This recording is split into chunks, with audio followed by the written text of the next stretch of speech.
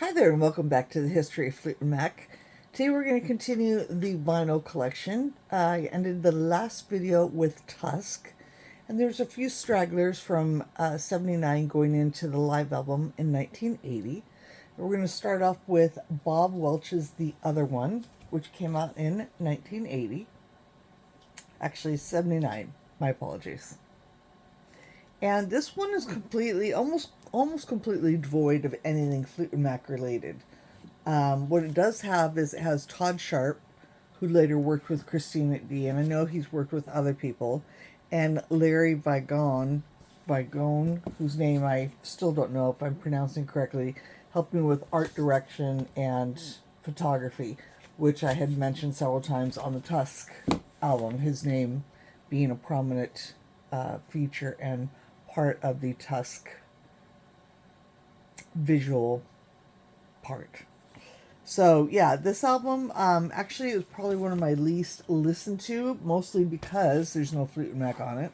No Christine, no Stevie, nothing like that, but Rebel Rouser, which is a single that I had a 45 for, and Future Games, Spanish Dancers, all great songs. So there is some really good music to be had on here. It's just, like I said, it's just not one I don't dislike it. It's just not one I pick up often to listen to.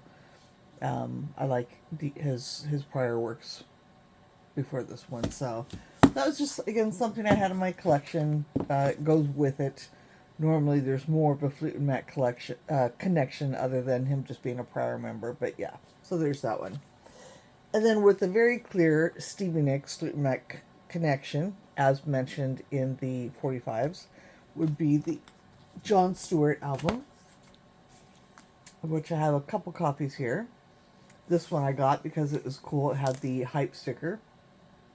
As you know, there's Jon Stewart and Stevie Nicks teamed up for the song Gold, which was a big hit, but she also sings with him on Midnight Wind. And I think that is it. Or no. Because I think we talked about it. Midnight Wind, Gold, and that's where it stands. But Lindsay sings throughout the entire album. So, good one to have. Photography by Herbert Worthington.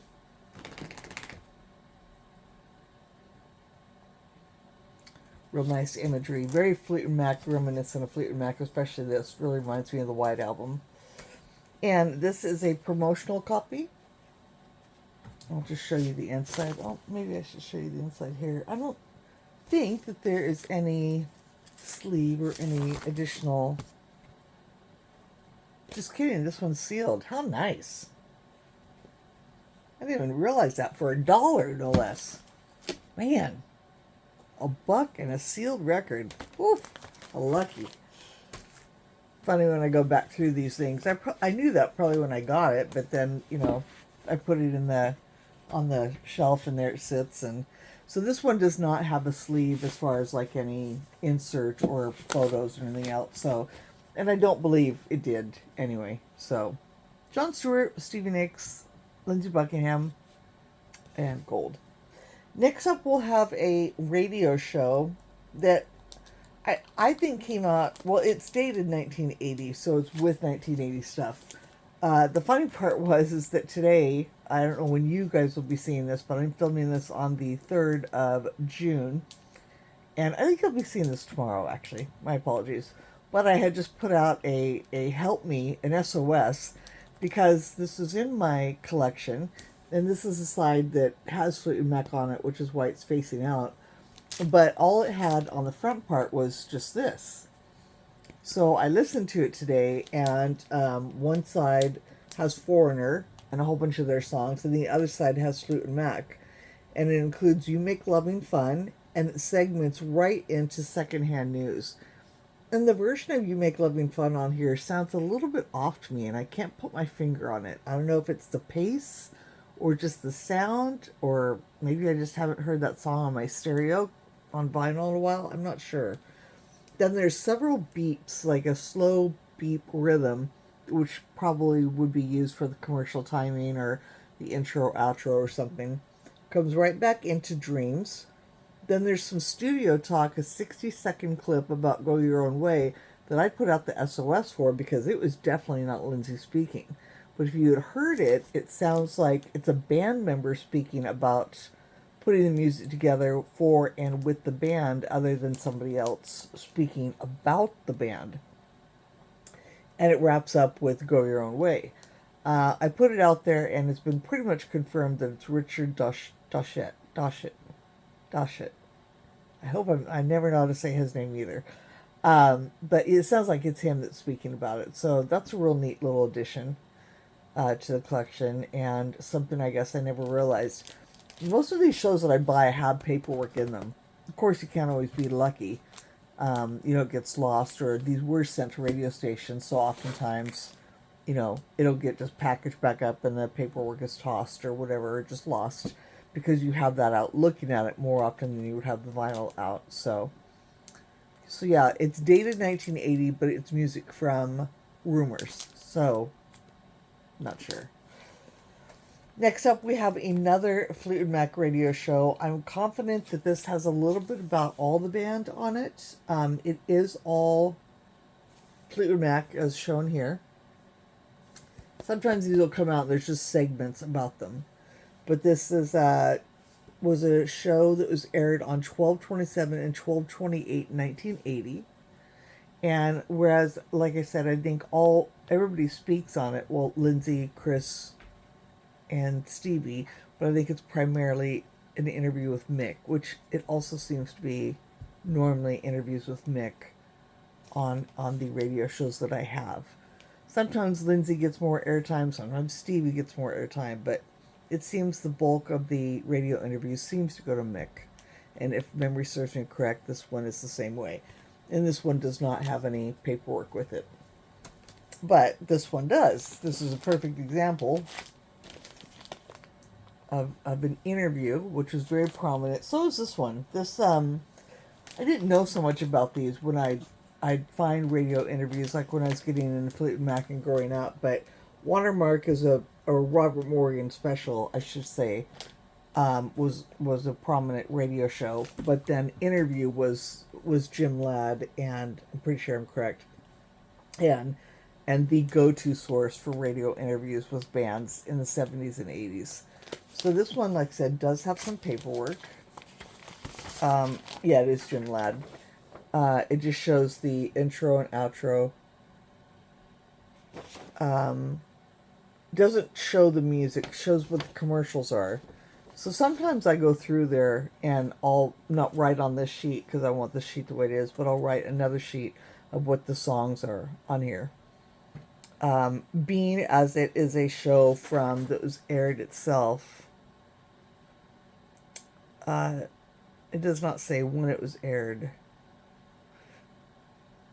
But the first part is with Mick and Lindsay. And then the second part, which I'm not sure that I have, was going to be with Stevie. But again, it's here and it says 1980. Nope, sorry, it says 1978. That sticker came with the record. That's not my writing. So that was just a little out of order in the filing. That's all. So there's that one. Next up, we have getting into the album of the live album. I'm going to start with the singles that came out before it. So we had a promotional only from the USA and a Warner Brothers sleeves. We had a Firefly remix edit 332, 3 minutes 32 seconds, 12-inch. And then on the other side, we had the remix long version, which was 4 minutes and 5 seconds. Real nice little promo in advance of the Fleetwood Mac live album.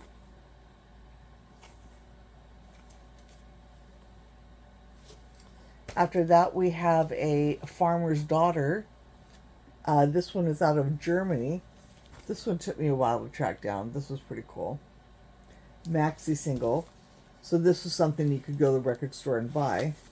And this was The Farmer's Daughter at 2 minutes and 12 seconds with Sarah on the back, which is the 7 minute and 23 second version. So, and even though it's a LP, you would play this one at 45 RPM instead of 33 and a third, which is not unusual. If there's just one song, obviously. Sometimes if there's two or three, it'll revert back to the 33. And this would be the back of the, where it mentions Fleetwood Mac, but it doesn't show anything more of the band. So again, a nice find. This one, it says on the front that it's a limited edition. I'm not entirely sure about that. I don't go looking for it, but it's not something that I see pop up very often. But yeah, so nice single. Again, if you're a collector, you're looking. Another one to keep an eye out for. This one is, however, quite rare. This one is hard to come by and also generally expensive. Even I paid close to, I want to say about $100 for. It took a long time to acquire. This is from Japan, and it was put out by WEA, the import label records, and it was the Welcome to Japan Winter Tour. So funny, like that other record had Foreigner and Fleetwood Mac, as does this one. So obviously Foreigner and Fleetwood Mac were on tour the same year, not together, but I'm gonna guess anticipated tours. So that's what that's all about. And this came out in 1984, for the tour, but of course it was music, up through Tusk. And yeah, the back here, this is what's on the album. A little bit more detail.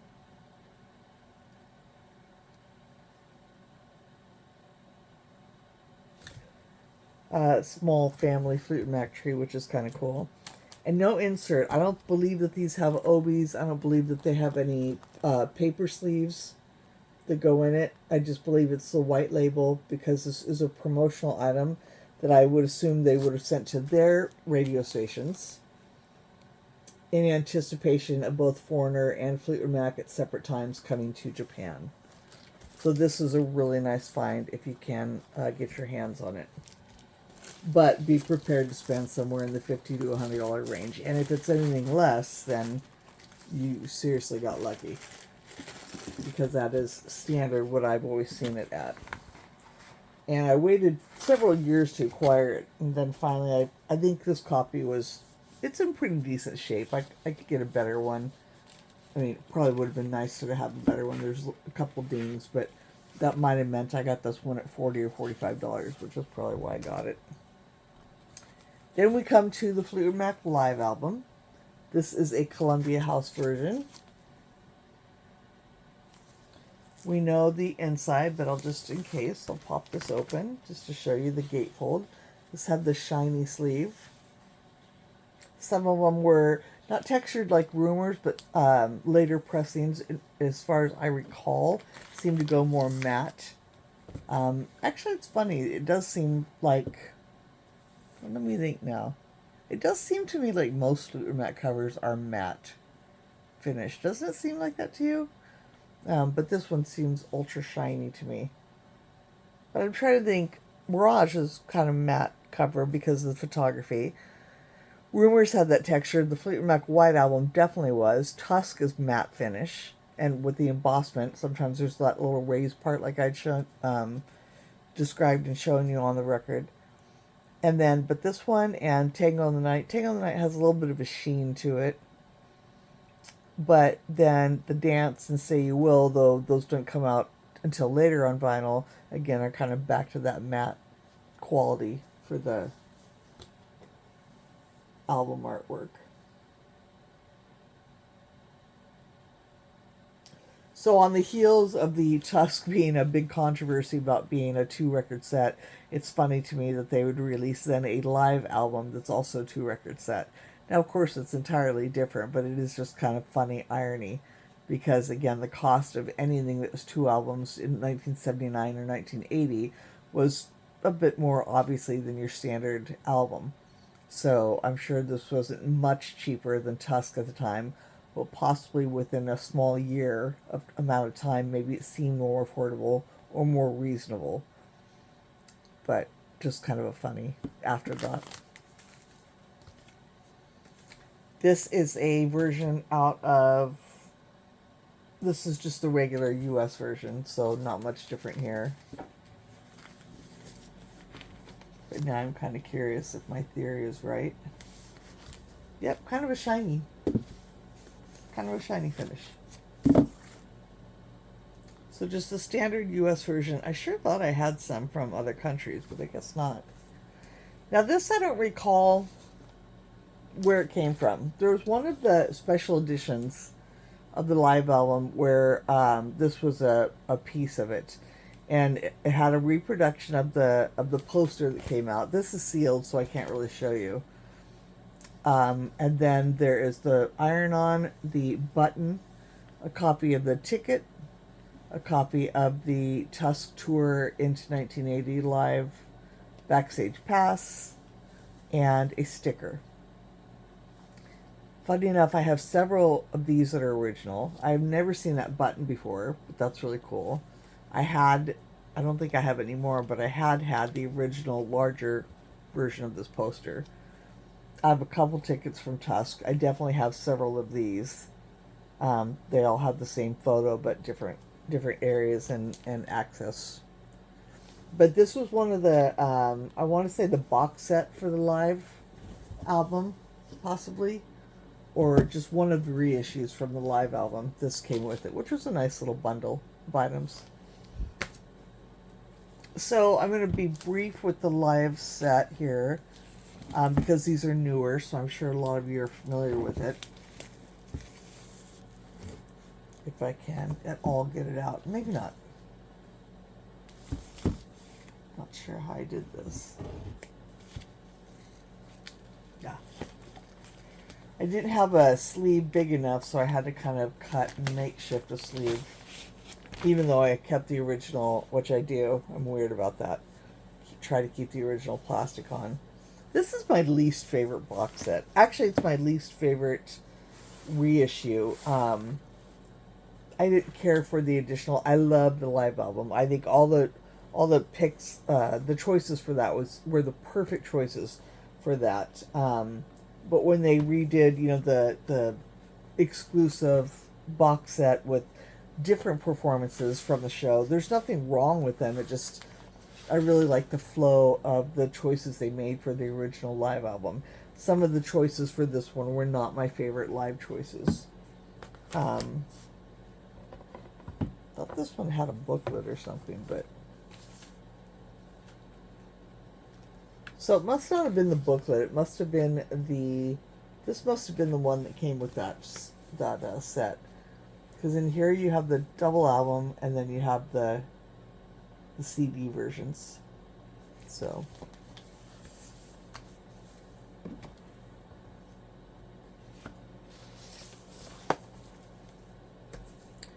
next up we have live that was reissued exclusively by Barnes & Noble on red vinyl. Again, I'm not too sure if I opened this. I might have, because I would have really been interested to see what it looked like. It does not look like I opened it. I would like to see, though. I should open this one, maybe. But again, I have two open ones, but just to see the color. But, had to have it when it came out. It was fortunate. I believe I was still working at this time, so I was able to grab it when it came out. But this I don't see too much anymore. I don't think it's going for that much. But it usually, sometimes it'll kind of linger around in Barnes & Noble or on the internet. And funny enough, I don't see it that often. I don't think it's one of the better selling reissues that Barnes & Noble did. But still, it's being as I don't see it, I'm interested to know if it's gone up a little bit in price. But this is the exclusive and limited edition red vinyl of the Fleetwood Mac live album. And then we had, for Record Store Day, that same year, possibly the next year, we had the alternate live. This is what I don't care. Maybe this is what I don't care for. Well, that's what's on there. Sorry. So yeah, so this is the extra bonus material that came out on the box set. Then they put it on vinyl as well. So you have the companion vinyl. And yeah, this was for Record Store Day, and yeah, I don't. Again, I don't think this one. Maybe this one is open. Nope, just kidding. Here are the song choices on this one. And again, just not my favorite recordings. Sorry about all the glare back, my glass of water and such. But yeah, not one of my favorite re-releases. I think that they definitely should have moved on to Mirage and Tango on the Night, which they did. But, you know, I'm really hoping that we get reissues, as everybody is, of Behind the Mask and, you know, further up if they did The Dance, if they did Say You Will, all that, that'd be really cool. We're going to wrap up this video, and this is one of my more special items. This is a great radio show, nice box set. I actually have the pieces here. This came apart, and it's always been a project of mine for everything that I do, including all these videos and scrapbooking that you know I do. I can, even though it's badly torn, I can match it up pretty well, and I've always meant to really kind of meticulously try and put it back together as best I can. It's how it came. But somewhere in a bag, or, you know, flat to keep safe, I do have the rest of this part here. And I wanted to try and glue it back together as best I could, because otherwise the box is in pretty good shape. And this is ABC Radio Network presents Fleetwood Mac, as blatantly seen on the cover. Inside this box, it had this nice little booklet, so it was great to get the box set with the booklet. And this one is very, very detailed. This one shows you, you know, program operation if you're a DJ. Like, you wouldn't know that, but nonetheless, how they want it aired and such. Then all the information on the inside. And this one will tell you the songs. It doesn't just tell you the commercials, it tells you the songs, which is really great. And this one goes all the way back to the beginning with early pre-Buckingham Nicks, Fleetwood Mac, into the White Album, into Rumors, into Tusk, and all the way through. And then there's some promotions, you know, like promo commercials talking about the album and the tour. So this in itself is just really a neat little thing to have, but of course, especially with the records, and the records are in really good shape. I'm very grateful for that. This was a really good find.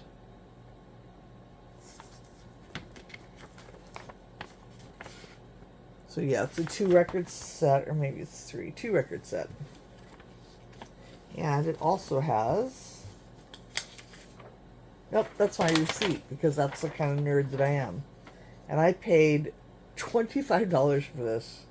That's why. It's kind of funny to me, because I'm like, how amazing. It doesn't say what year I ordered it, but by the address, I was in Oregon already, so that's pretty cool. But $25 for this box set. How amazing is that? So, yeah, real good find. Real good buy. If I'd paid 40 or 50, I'd still be happy with it, but who doesn't love a deal, right? So that is the live album, and yeah, it's a pretty good collection for live 1980. So after that, we'll be going into 1981. We have a lot of releases. We have Stevie Nicks, of course, Belladonna, Mick Fleetwood's release, Lindsey Buckingham's Law and Order, and then we have some additional remnant stuff like some Robbie Patton to show and some other stuff. So we have a lot going on for 1981. So thank you for joining me today, and we'll see you next time going into Belladonna and all that. Everybody have a great night. Thank you.